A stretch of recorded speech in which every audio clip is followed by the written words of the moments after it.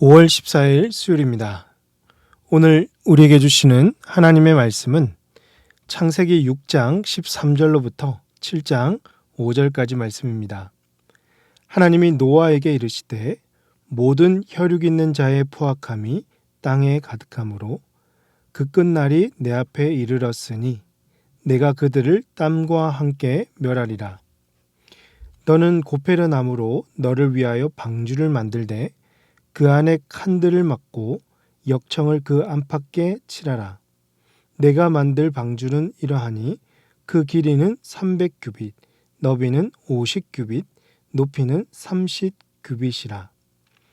거기에 창을 내되 위에서부터 한 규빗에 내고 그 문은 옆으로 내고 상중하 3층으로 할지니라. 내가 홍수를 땅에 일으켜 무릇 생명의 기운이 있는 모든 육체를 천하에서 멸절하리니 땅에 있는 것들이 다 죽으리라. 그러나 너와는 내가 내 언약을 세우리니 너는 내 아들들과 내 아내와 내 며느리들과 함께 그 방주로 들어가고 혈육 있는 모든 생물을 너는 각기 암수 한 쌍씩 방주로 이끌어들여 너와 함께 생명을 보존하게 하되 새가 그 종류대로 가축이 그 종류대로 땅에 기는 모든 것이 그 종류대로 각기 둘씩 내게로 나아오리니 그 생명을 보존하게 하라. 너는 먹을 모든 양식을 내게로 가져다가 저축하라. 이것이 너와 그들의 먹을 거리가 되리라. 노아가 그와 같이 하여 하나님이 자기에게 명하신 대로 다 준행하였더라. 여호와께서 노아에게 이르시되 너와 내 온 집은 방주로 들어가라. 이 세대에서 내가 내 앞에 의로움을 내가 보았음이니라. 너는 모든 정결한 짐승은 암수 7씩 부정한 것은 암수 2씩을 내게로 데려오며 공중의 새도 암수 7씩을 데려와 그 씨를 온 지면에 유전하게 하라. 지금부터 7일이면 내가 40주야를 땅에 비를 내려 내가 지은 모든 생물을 지면에서 쓸어버리리라. 노아가 여호와께서 자기에게 명하신 대로 다 준행하였더라. 아멘. 하나님은 세상에 죄악이 만연한 것을 보시며 사람 지으신 것을 한탄하셨습니다. 마음에 근심이 가득하신 하나님은 창조한 사람을 내가 지면에서 다 쓸어버리겠다고 경고하셨죠. 하나님이 이를 실행하실 방법은 바로 홍수였습니다. 하나님은 이 창세기 6장 17절 말씀에서 내가 홍수를 땅에 일으켜 무릇 생명의 기운이 있는 모든 육체를 천하에서 멸절하시겠다고, 땅에 있는 것들이 다 죽겠다고 말씀하셨죠. 죄악을 바라보시는 하나님의 진노가 얼마나 크고 그 심판의 강도가 얼마나 큰지를 보여주고 있습니다. 하지만 하나님께 의인이면서 완전한 자라고 인정받았던 노아에게는 하나님이 미리 홍수 심판을 예고해 주셨습니다. 13절에서 하나님이 노아에게 이르시되 모든 혈육 있는 자의 포악함이 땅에 가득하므로 그 끝날이 내 앞에 이르렀으니 내가 그들을 땅과 함께 멸하리라 라고 되어 있죠. 하나님이 이렇게 예고하셨어도 노아도 세상 사람들처럼 못 알아듣고 자기 정욕대로 살 수가 있었겠죠. 실제로 노아가 방주를 만든 이 120년이란 기간 동안 사람들은 끝까지 홍수 심판을 믿지도 않았고 외면했습니다. 하나님께 회개하지 않았습니다. 오히려 방주를 만드는 노아를 보면서 정말 쟤는 미련하다라고 여겼을 것입니다. 그러나 여러분, 노아는 달랐습니다. 노아는 하나님의 본심을 알고 있었고 하나님의 음성을 들은 대로 행할 믿음과 의로움이 있었던 것입니다. 그래서 노아는 하나님께서 말씀하신 그대로 방주를 만들었습니다. 방주의 주 재료는 고페르 나무였는데 이는 잣나무라는 말도 있지만 가공된 튼튼한 목재였을 것이라는 주장이 더욱 설득력이 있어 보입니다. 거기에 역청을 칠하게 하셨는데 이는 나무 기름으로 만든 아스팔트와 같은 것으로서 이 물이 새지 않게끔 방수제 역할을 했습니다. 방주의 크기는 15절 말씀 보니까 그 길이는 300규빗, 너비는 50규빗, 높이는 30규빗이라고 했습니다. 미터 단위로 환산하면 길이가 축구장보다 더 긴 135m 정도 되고요.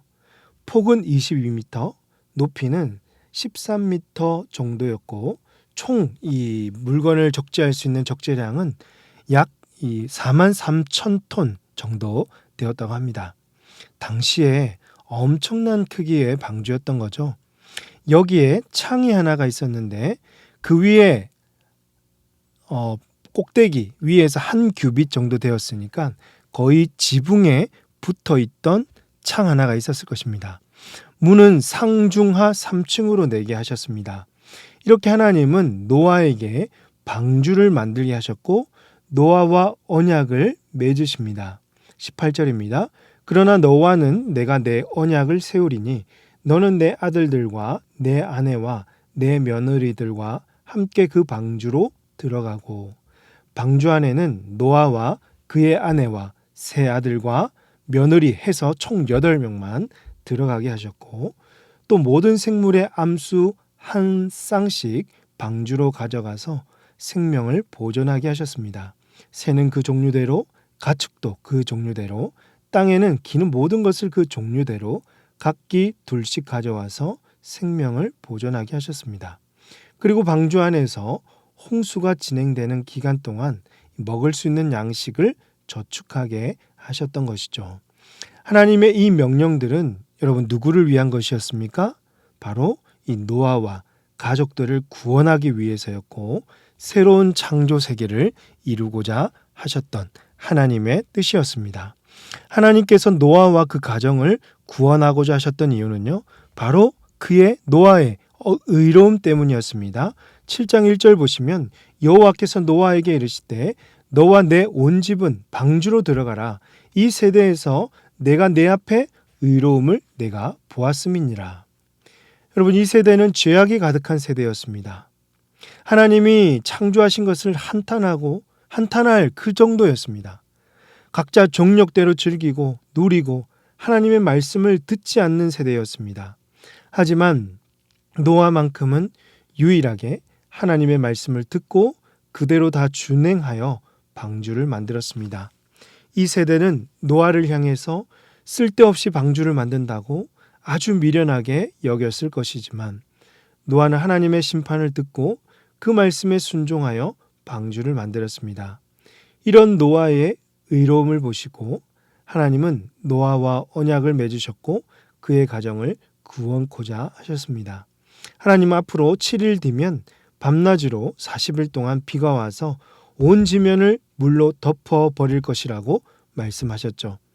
노아는 모든 정결한 짐승은 암수 7씩, 부정한 것은 암수 2씩, 공중의 새도 암수 7씩 함께 방주로 데려갔습니다. 그 이유는 나중에 이제 홍수가 끝나고 하나님께 제사를 드릴 때 하나님께 드릴 제물이었기 때문입니다.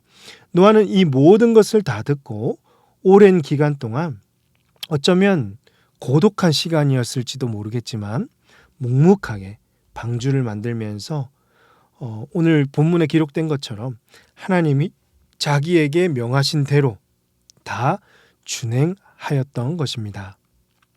그렇습니다. 사랑하는 성도 여러분, 오늘 우리도 이 노아와 같이 하나님의 말씀을 듣고 그대로 순종하기를 원합니다. 하나님은 그 어떤 것보다도 하나님의 말씀을 듣고 순종하기를 기뻐하시고 이런 의인을 찾고 기다리고 계십니다.